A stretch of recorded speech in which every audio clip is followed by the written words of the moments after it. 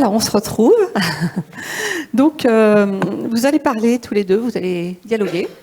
Moi, je vais introduire cette petite session, donc qui s'appelle Redonner du pouvoir à l'imagination, ou le pouvoir de l'imagination. Tout dépend comment on entend les choses. Alors, repenser collectivement notre manière d'être au monde pour agir concrètement, notamment en faisant mieux avec moins. Je sais que ça énerve parfois de faire mieux avec moins, mais il y a des possibilités de le faire. D'ailleurs, Arnaud, tu nous en parleras tout à l'heure. Revoir nos moyens de production, de gouvernance, nos organisations, nos comportements ou les relations avec les autres vivants.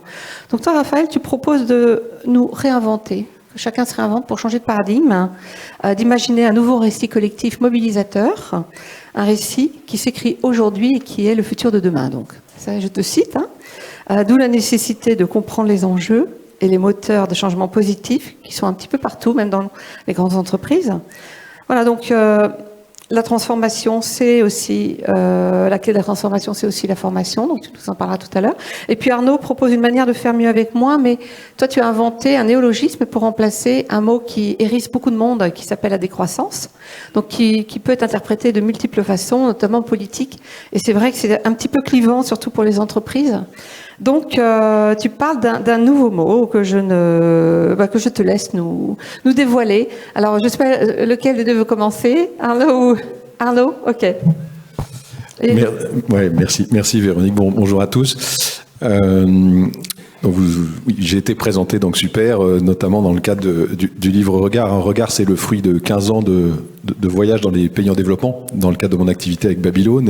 Et quand j'étais reçu dans les bidonvilles par les familles, tous ces gens, j'avais toujours mon appareil photo avec moi. Et quand j'ai vendu les activités de Babylone, enfin, on était un peu au bord de la faillite, mais récemment, j'avais un stock de 25 000 photos. J'étais très fatigué. Je me suis amusé à trier mes photos. Des copains m'ont dit, elles sont chouettes, vas-y. Et du coup, on en a sorti Regard. Mais comme je suis pas Yann Arthus Bertrand, j'avais aucune légitimité. Je suis pas photographe du tout dans l'âme. Moi, je connais 2 boutons sur mon appareil photo. Et du coup, je me suis dit, je vais écrire. En plus des photos, je vais écrire ma vision du monde, parce que ça fait des années que je cogite très modestement, et du coup j'ai associé la réflexion et la photo, donc l'idée d'utiliser la photo pour passer des messages, et en fait ça marche pas mal, puisqu'on a vendu 1200 exemplaires du livre, on a décidé de sortir une expo photo dont vous avez une partie là. Qui est au rez-de-chaussée, je le rappelle pour ceux qui n'ont pas encore vu.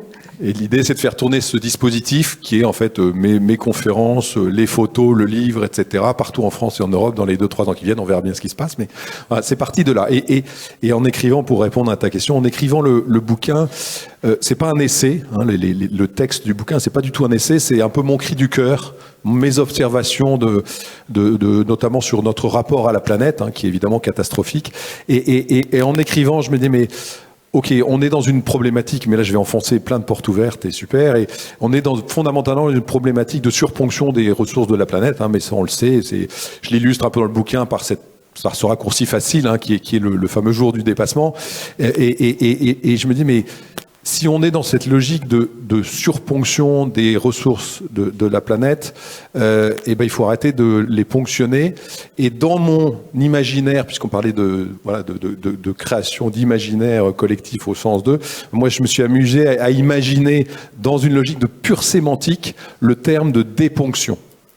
Et en raisonnant sur le terme de déponction, je me suis aperçu en écrivant, là encore, c'est pas venu en 30 secondes, mais je me suis aperçu qu'on avait sans doute là, avec ce néologisme, puisque je me suis empressé d'aller sur Google en me disant putain, des ponctions, ça a du sens par rapport à notre problématique globale ou planétaire, mais forcément le terme existe déjà, et je tombe sur une définition qui s'appelle non-alignement de plusieurs points sur une droite, voilà, et des ponctions, DE plus loin, ponction, c'est-à-dire au terme médical de ponctionner, voilà. Et donc il n'y avait rien. Et donc je me dis pourquoi on ne pourrait pas faire émerger ce terme de déponction, et plus fondamentalement, je me suis mis à me dire, mais en fait, on est tous dans une espèce de guerre mondiale dans laquelle les 2 opposants sont sur une ligne de front complètement figée. Et cette guerre mondiale est extrêmement dangereuse parce qu'elle peut nous mener à notre perte. Et cette guerre mondiale, c'est pas l'Ukraine contre la Russie, pour prendre des images malheureuses, mais c'est le combat mondial entre le décroissant et les technologues. Et en fait, aujourd'hui, dans le monde, vous avez 2 énormes tendances. Alors, il y en a une qui est plutôt de gauche, il y en a une qui est plutôt de droite, mais entre les décroissants, qui vous disent de manière assez logique, hein, c'est plutôt du bon sens. On dit, on va trop vite, on surponctionne les ressources de la planète, etc. Il faut ralentir. Il faut absolument ralentir. Si on doit mettre le curseur à moins 40% sur l'extraction du fossile, les émissions, etc., il faut qu'on ralentisse de 40%. C'est aussi simple que ça. Ça paraît évident, c'est plein de bon sens, etc. Et puis en face, vous avez les gens plutôt de droite, sans vouloir faire qui sont ce que j'appelle les technologues, qui vous disent ah non, surtout pas. Si vous allez dans la décroissance, vous allez créer un chaos gigantesque, hein, une rétrogradation sociale, un déclassement de nos pays par rapport à ceux qui ne suivraient pas cette idée de décroissance, etc. Et c'est la technologie qui va sauver le monde. Donc on reste dans une logique de création de valeur, d'innovation qui va...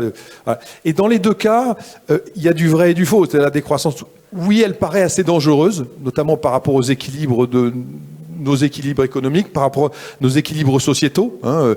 Prôner la décroissance ou forcer la décroissance, parce qu'il y a 57% des Français qui sont plutôt contre. Donc ça veut dire quoi face au populisme qui, eux, jouent du contraire, justement.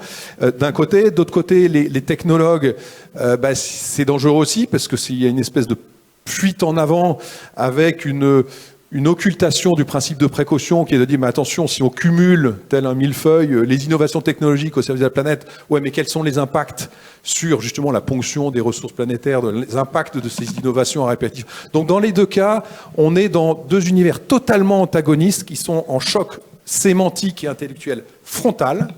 Et là m'est venue cette idée de la déponction en disant peut-être qu'on a un juge de paix. Alors c'est très prétentieux de dire ça de ma part parce que encore le mot n'existe pas, mais peut-être qu'on a un espèce de juge de paix entre ces deux univers et que ça pourrait créer le lien entre ces deux univers. En disant on est dans une surponction des matières premières ou des ressources de la planète. On devrait faire évoluer le capitalisme vers un capitalisme de la déponction, c'est-à-dire un capitalisme qui donne une priorité absolue et bien au-delà de ce qu'on fait dans nos pratiques, bien au-delà des réglementations actuelles, sur la circularité, la durabilité. Là encore, j'enfonce des portes ouvertes, mais la sobriété, le recyclage, l'entreprise régénérative, etc. Et que si on force le modèle, que ça soit par conviction ou par réglementation, vers, je ne veux pas dire le tout recyclage pour recyclage parce que ça n'existe pas, mais qu'on force le modèle vers ça, donc un modèle de circularité très très fort, de sobriété très très fort, ça n'exclut pas, ça n'est pas exclusif pour autant d'une forme de croissance, d'une forme de création de valeur et pourquoi pas de richesse, donc ça n'est pas exclusif du capitalisme dans son essence de croissance. Et d'imaginer un modèle de déponction dans lequel les mots marge, croissance, profit ne sont pas des gros mots. Et pourquoi je vous dis ça, c'est que moi je suis expert à l'APM, vous connaissez l'APM, ce gros réseau d'entrepreneurs avec des experts et j'avais une expertise que j'ai arrêtée, mais j'avais une expertise sur l'entreprise, j'appelle ça l'entreprise colibri, enfin voilà, RSE, blabla, etc. Moi je suis un peu agacé par la RSE, mais j'allais voir les entrepreneurs et je leur disais, parce qu'il y a encore 2-3 ans, j'étais en mode, de toute façon on n'a pas le choix, il faut qu'on décroisse, etc. Et quand je parlais de décroissance aux entreprises, aux entrepreneurs de l'APM, sur le parking, ils sont 20 membres par club, il y a 400 clubs en France, et sur chaque parking de leurs réunions mensuelles, sur les 20, il y a 18 gros SUV, enfin bon. Et chaque fois, j'arrivais avec mon discours, mais je me faisais baffer. J'avais des notes dégueulasses, etc. Parce que les mecs me disaient, mais vous vous rendez pas compte, c'est de la folie votre truc de décroissance. Donc il y a un plébiscite total, je mets de côté...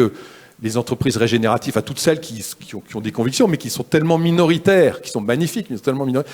Et donc, le discours ne passait pas. Parce que j'étais en conflit sémantique intellectuel total avec ces gens-là, qui disaient, mais vous êtes en train de nous demander, et plus globalement, le modèle capitaliste, vous êtes en train de nous demander de nous faire harakiri, alors que le seul modèle dominant qui a gagné la partie face au collectivisme, etc., c'est le capitalisme. Donc le capitalisme a toute puissance, et il faut être sacrément dingue pour, quand on est décroissant, aller s'affronter, j'ai envie de dire, c'est trois intellectuels face à la pyramide de Gizeh, pour affronter le capitalisme. Et donc d'où ce choc frontal, cette guerre entre les... Et donc je me dis, peut-être qu'il y a un biais à aller chercher, là encore, c'est juste une idée sémantique, et je n'invente rien, juste j'embrasse tous les métiers de la régénération, du recyclage, de la circularité, etc., sous un terme qui serait la déponction. Voilà ce que je propose très simplement. Et donc j'ai décidé de moi tout seul de m'emparer de ce sujet. On va sortir une tribune dans les médias. Voilà, j'allais dire, oui, notre partenaire La Croix va sortir une tribune. Je ne sais pas si c'est aujourd'hui ou demain, c'est prévu très bientôt, pour expliquer. Enfin, c'est une tribune signée d'Arnaud, d'ailleurs, où il explique son concept et puis pourquoi c'est important et de réconcilier aussi peut-être sur des mots, parce que c'est vrai qu'à travers les mots, on peut s'écharper, hein, surtout en France. Donc, on peut peut-être trouver un terrain d'entente où, au fond, on n'est pas si en désaccord que ça. Simplement, la façon de le dire. C'est vrai que la manière de le dire, ça joue aussi. Alors, comme les bonnes manières se perdent souvent, il faut peut-être qu'on retrouve des mots réconciliateurs. Ouais, puis le choc frontal fait que on n'avance pas, quoi. Dans mon livre, j'ai une image que j'aime bien, mais qui dit Greta contre Donald, 2 points, match nul, point d'interrogation. Et le monde aujourd'hui est régi par ces 2 oppositions frontales entre les libéraux, les capitalistes, voire les accélérationnistes. Hein. Vous connaissez le terme accélérationniste ? Le terme accélérationniste, c'est une mouvance aux États-Unis qui est d'ultra libérale, hein, qui est très proche de l'extrême droite, qui dit, regardez, hein, ce goal, c'est vachement intéressant, dire non, il faut, et c'est face aux hyper décroissants, qui est dire non, il faut pousser le capitalisme à fond, exploiter le capitalisme et au maximum de ce qu'il offre de capacité de croissance, de création de richesse, etc. Les accélérationnistes, regardez, ça c'est super amusant. Donc on est toujours dans cette conflit, et plus on va aux extrêmes, plus ce conflit est violent, alors qu'il faut absolument le réconcilier, parce qu'on ne fera rien, on ne sauvera pas la planète sans un consensus. Bon, c'est un peu l'idée qui m'a très prétentieusement guidé ma petite écriture. Non, c'est une bonne idée. Moi, je l'ai vu mûrir ton idée. Donc, il est modeste quand il dit prétentieusement, parce qu'en fait, ça fait des années qu'il tourne autour du pot, et tout à coup, il me dit, j'ai trouvé l'idée qui me paraît vraiment pas mal. Et moi, je trouve que c'est très intelligent. Et d'ailleurs, cette tribune est très intelligemment écrite. Donc, je vous recommande fortement de la lire. Je pensais à ce que tu disais sur ces excès, c'est le manque de nuances, et aussi, ça nous tue, en fait, hein. C'est que, à force d'envoyer un balancier d'un côté ou de l'autre, on n'arrive pas à trouver cet équilibre qui manque, et on peut pas être dans l'excès comme ça en permanence, ça n'a pas de sens, c'est pas intelligent, justement. Donc je pense qu'on va progresser. Alors Raphaël, à toi de t'exprimer librement, on t'écoute. Déjà, merci beaucoup de me recevoir ici, de pouvoir contribuer à faire circuler les idées pour la 10e édition du Forum Changer l'air, c'est quand même assez génial. Alors le titre, c'est le pouvoir de l'imagination. On peut le prendre un petit peu dans tous les sens, hein, je pense. Hein. D'ailleurs, on pourrait se dire le pouvoir des imaginaires. Parce que les imaginaires vont nous permettre de construire les futurs. Les imaginaires d'aujourd'hui vont pouvoir nous permettre de construire nos sociétés, nos potentielles sociétés dans le futur. Je pense que aujourd'hui, les décideurs, que ce soit les chefs d'entreprise, les politiques et les ingénieurs, ceux qui mettent en œuvre et qui rendent concrètes, qui dépassent les défis techniques pour mettre en œuvre les imaginaires, eh bien, s'appuient justement sur des récits. Et les récits, finalement, on pourrait se dire que les récits des artistes, dont tu fais probablement partie, les artistes ont pris le pouvoir dans notre société, puisque c'est eux qui sont les générateurs d'imaginaires sur lesquels les décideurs et les ingénieurs vont pouvoir s'appuyer.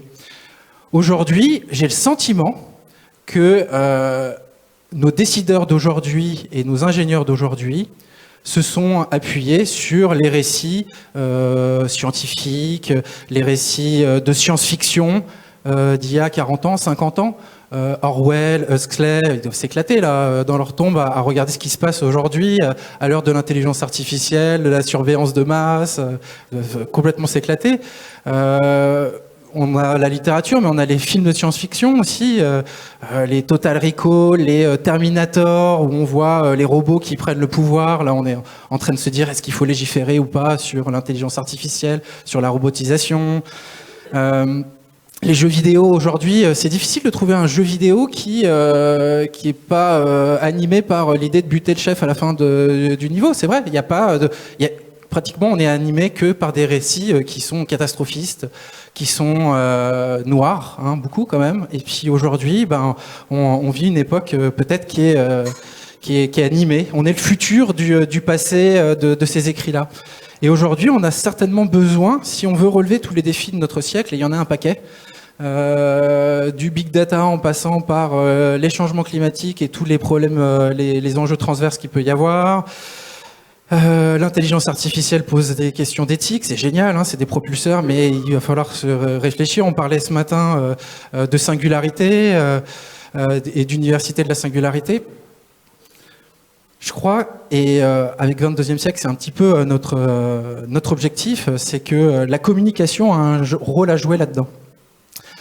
Aujourd'hui, la communication, elle est fondamentale pour la croissance, notamment. La publicité, ça fait partie de nos récits actuels, celle qui nous crée un imaginaire, celle qui nous porte vers l'achat, crée des besoins. Il suffit de couper sa télévision pour revenir un petit peu à soi-même. Je ne dis pas que la télévision, c'est pas bien. Au contraire, il y a plein de choses belles.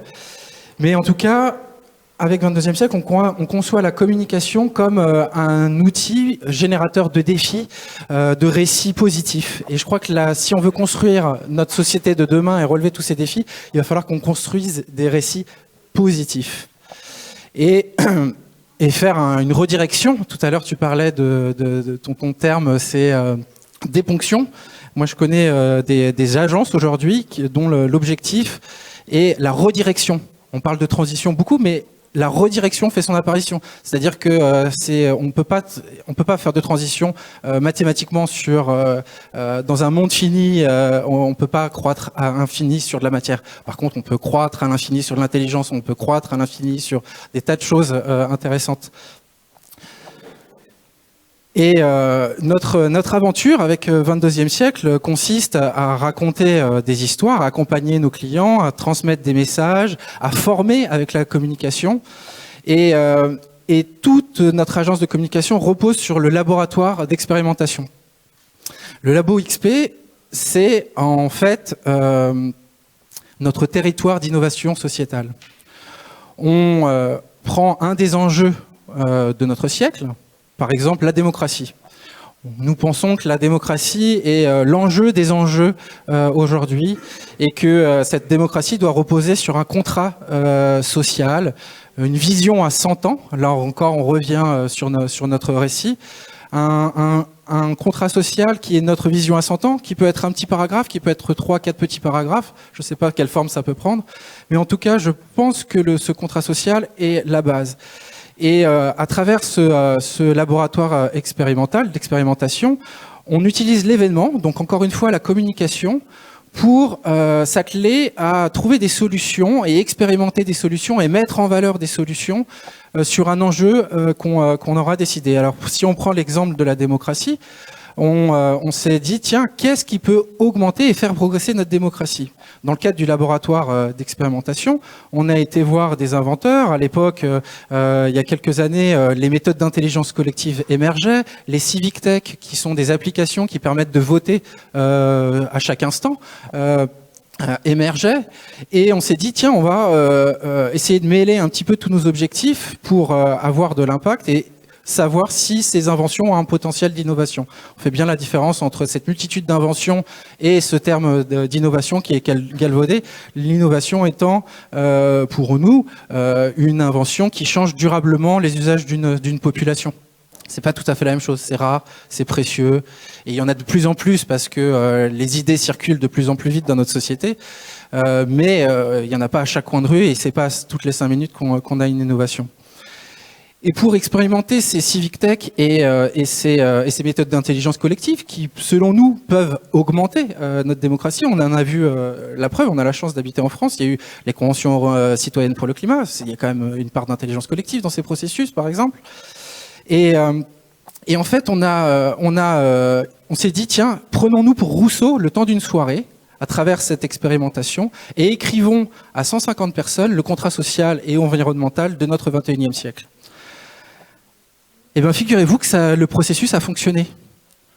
C'est-à-dire que, à travers cette application de démocratie augmentée et ces méthodes d'intelligence collective, nous avons eu des résultats bluffants, des propositions bluffantes qui peuvent constituer le contrat social de notre 21e siècle, et donc pouvoir ensuite faire reposer une démocratie augmentée. Et on s'est dit, mais après cet événement-là, il faut qu'on fasse une tournée nationale, il faut qu'on aille dans les campagnes, au pied des montagnes, dans les grandes villes, les villes moyennes, pour pouvoir quadriller la France et générer ce contrat social du XXIe siècle. À travers la communication, l'événementiel, on génère un nouveau récit positif qui est fondamental, qui est participatif et qui va créer la société de demain. Alors c'est difficile de ne pas digresser sur ce sujet-là, mais un exemple plus concret peut-être, on a eu la chance avec 22e siècle d'être tiré au sort pour participer au grand défi des entreprises pour la planète. Donc c'est la suite de la Convention citoyenne pour le climat ou des entreprises citoyennes pour le climat. Et on a travaillé sur la loi publicité-environnement. La loi publicité-environnement, en fait, ce serait un prolongement de la loi E20. On a prouvé scientifiquement que le tabac et l'alcool étaient mauvais et on a légiféré et réglementé et encadré la publicité sur ces deux produits-là.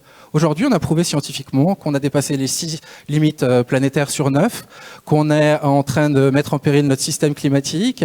Pourquoi on ne légiférerait pas sur des biens et des services qui mettent en péril nos 9 limites planétaires. Voilà. La communication, le nouveau récit au service de notre société de demain et de nos futurs avec des S. C'est super, hein. Mais c'est vrai que l'événement est parfois vu comme un événement, mais en fait, souvent, ça cache autre chose, comme Forum Changer d'air. En fait, on peut capitaliser sur des contenus qui sont incroyables. Tous ces contenus auxquels vous participez, vous contribuez, on ouvre des portes, on essaie de vous inciter à aller explorer de nouvelles pistes aussi. Et ces contenus-là sont disponibles sur Internet aussi, sur nos sites. Donc ça sert aussi à pouvoir transformer ces réflexions stratégiques qu'on a. On peut les transformer en actions concrètes. Et l'après-midi, on fait des ateliers au forum. Alors je rappelle un peu ce qu'on fait ici. Mais ces ateliers servent à ça aussi, à partir peut-être de la théorie, de la réflexion, de la prospective, pour transformer tout ça en choses concrètes. Arnaud, tu voulais peut-être réagir un petit mot, sinon on a fini. Non, mais je pense qu'on en parlait ce matin, hein, c'est notre capacité tous à reconstruire un imaginaire collectif, un nouveau récit. On en a besoin plus que jamais. Et ça passe à tous les étages de la pyramide. Donc ça passe dans le conseil aux entreprises, ça passe dans notre regard sur le monde, ça passe... voilà, moi je m'amuse avec la sémantique, mais voilà, je pense qu'on est... Aurélien Barraud en parle très bien, hein, comment aller aller dans la poésie, enfin une révolution... Il est un petit peu excessif en même temps. Oui, ouais. mais en même temps il y a beaucoup de bon sens dans son raisonnement, oui, dans son raisonnement philosophique. Mais c'est pas très... Et voilà, et chaque fois on atterrit au même sujet, c'est comment écrire un nouveau récit, comment être dans l'imaginaire au service de la planète, etc. On en revient ce matin là, on en revient toujours là. Donc voilà, je pense qu'il faut qu'on soit tous incarnés par cette idée de créativité et au service de la planète. Voilà, je vous invite à faire le buzz sur le mot déponction si vous voulez participer à l'émergence d'un néologisme. Dès que Jacques Attali l'aura repris, c'est bon. Ça ira, oui, là ça ira plus vite qu'avec moi, ça c'est tout à fait sûr. Ouais. Voilà. Merci Véronique, merci messieurs, on peut vous applaudir. Merci beaucoup.